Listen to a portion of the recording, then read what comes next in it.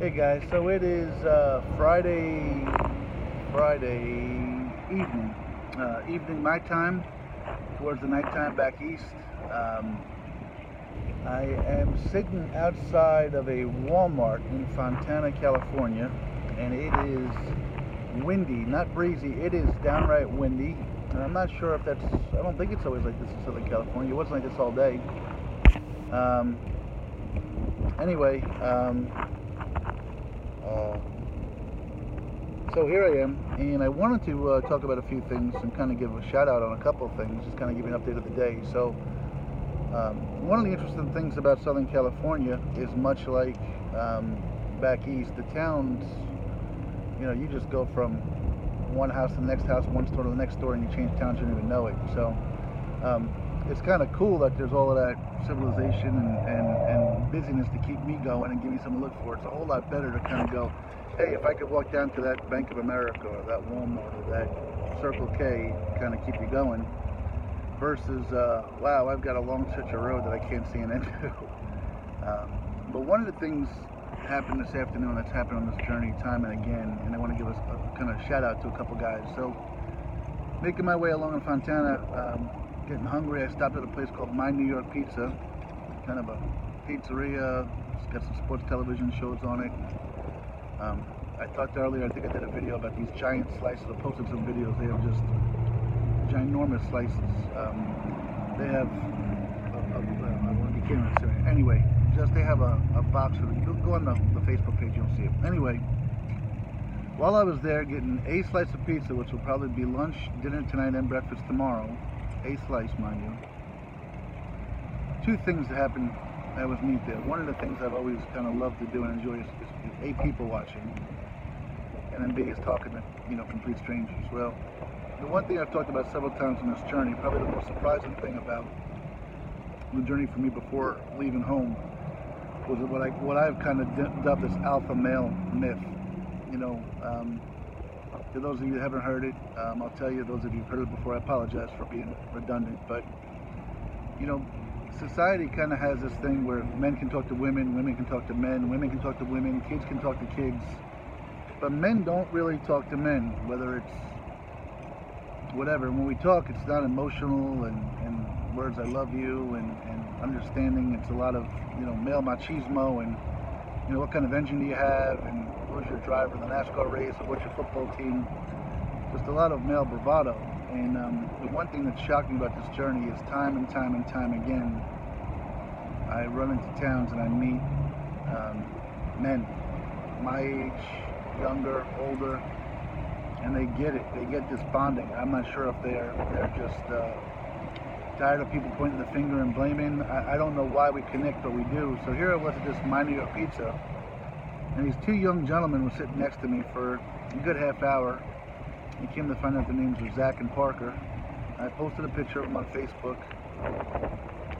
But just started talking to them, telling them what I'm doing. And, look, guys, I'm in the last week of this journey. I'm 65, 70 miles now outside of Santa Monica Pier over the next 5 or 6 days.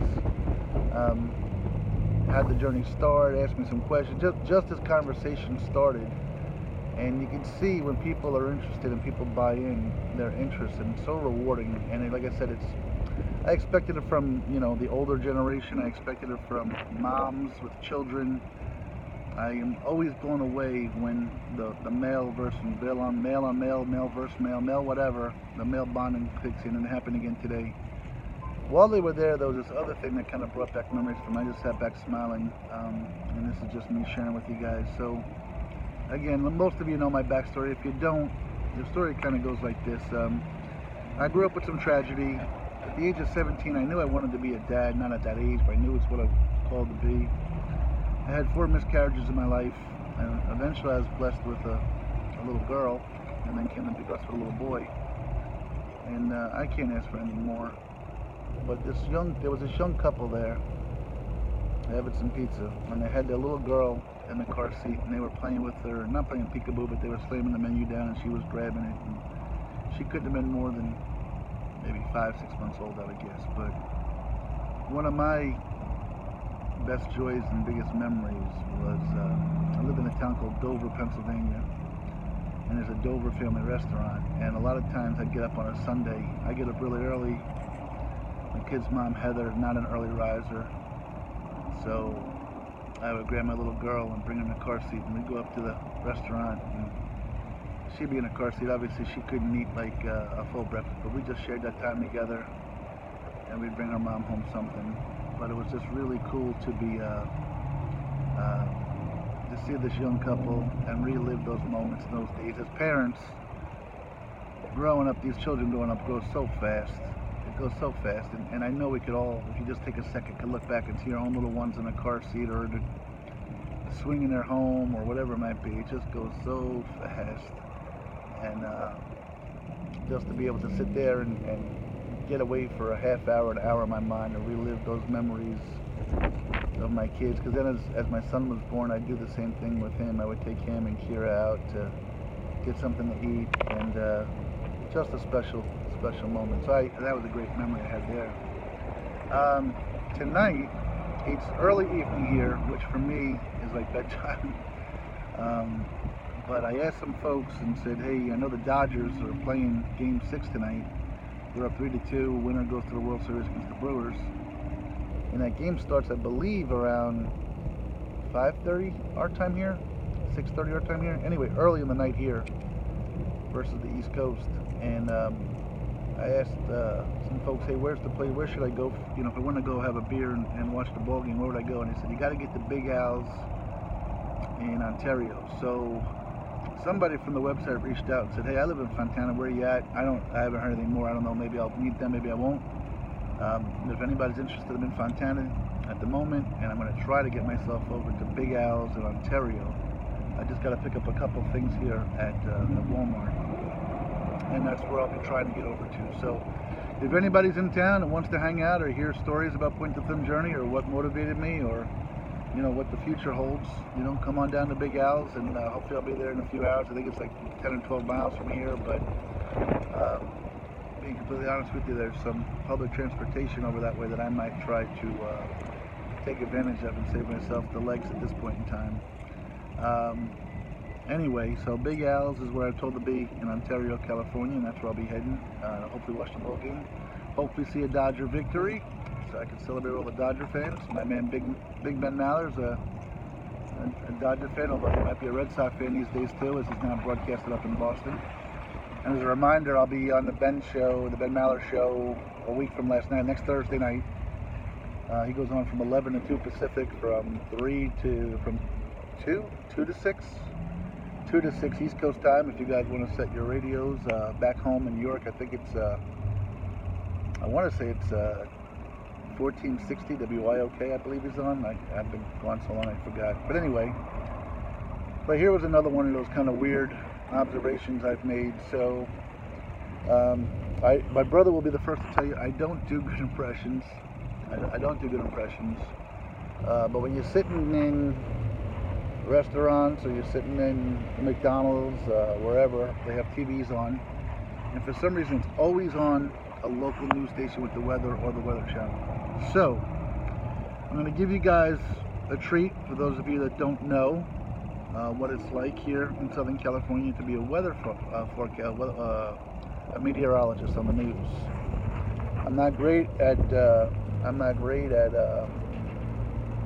impressions, but I'm going to give you one. So here's my impression of a Southern California meteorologist, and let's go to our radar. And tonight in Southern California it's going to be clear, and tomorrow it's going to be sunny and warm.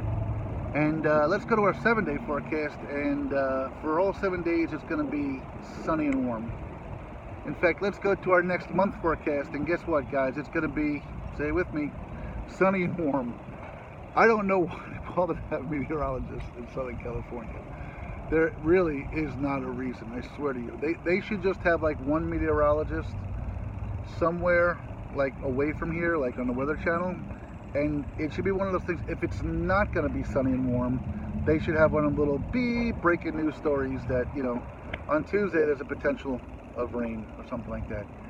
I can't imagine how many news stations, and this might even be a suggestion to this might be groundbreaking, right? This might be like the far side kind of outside the box thinking. Think of, and I'm not trying to have people lose their jobs, but think of all the meteorologists in Southern California for a minute. If all those news stations got together and just had one remote person, maybe I could be it. Maybe there's a possibility in this for me. I'll be selfish. So if you were to eliminate all of the meteorologist positions on the Southern California news channels and just go to me live, twice, 3 to 4 times a day, whatever you need, I can give the forecast. Guys, today, Southern California, sunny and warm. And tonight, temperature's going to cool down a little bit, but it'll be clear. See stars. And tomorrow, sunny and warm. Come on back at the commercial break for a 7-day and 10-day and monthly forecast. Because guess what? Sunny and warm. So there's my impression of a Southern California meteorologist. I'm not really sure.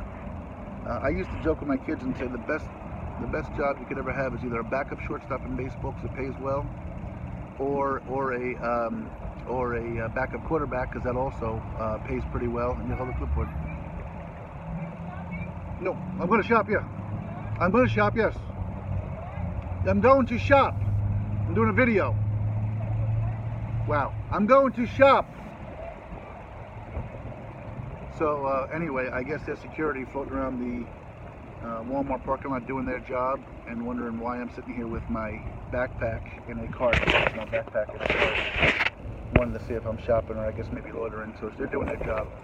Anyway, so I will leave you with that impression. Shout out to Zach and Parker, the family that I watched with their little baby, didn't know about it. My New York Pizza here in Fontana.